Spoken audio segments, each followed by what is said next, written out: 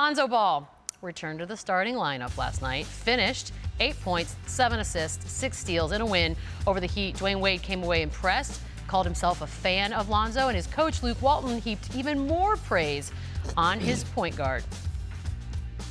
To me, he was probably the best player on the court tonight, and I think he only shot 5 times, which is why we've been so high on him from day one. He's one of the very unique players that doesn't matter if he's taking shots and scoring 20 or not, he can impact the game all over. And he was doing that for us tonight, and just all around, probably, in my opinion, the best player on the floor tonight. Good up until that last part. Does he deserve more credit for the rookie season in general, though? I'm not so sure, because listen, when you're a number 2 pick, and that's in any draft from whenever the draft even started. The beginning of time. The beginning of time, you're considered as a top Rookie of the Year candidate. He's not even in the running for Rookie of the Year. So how can I give a number 2 pick that kind of credit who's not is named that we don't even talk about when we talk about 5 guys in the running for Rookie of the Year?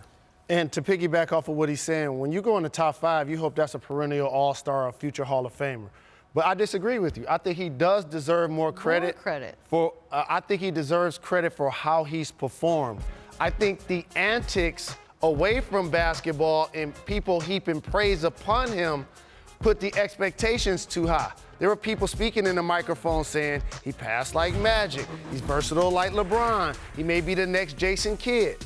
His father came out and put the promotions really high. How about when he got drafted? What did Magic say? Right. I want your jersey hanging in the rafters. He's not the best rookie on his team, but he is playing really well, and I want to give him a lot of credit. In fairness, the question is, does he deserve more credit? I mean, some would say, I would say he's getting the right amount.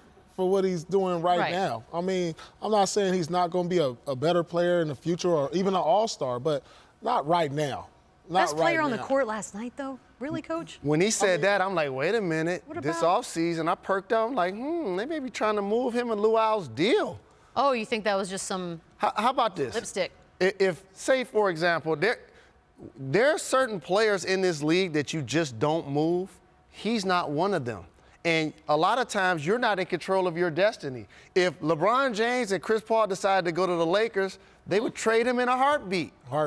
Yeah. So you put it out there like, oh, he was the best player on the floor. I watched the game. That wasn't necessarily the truth.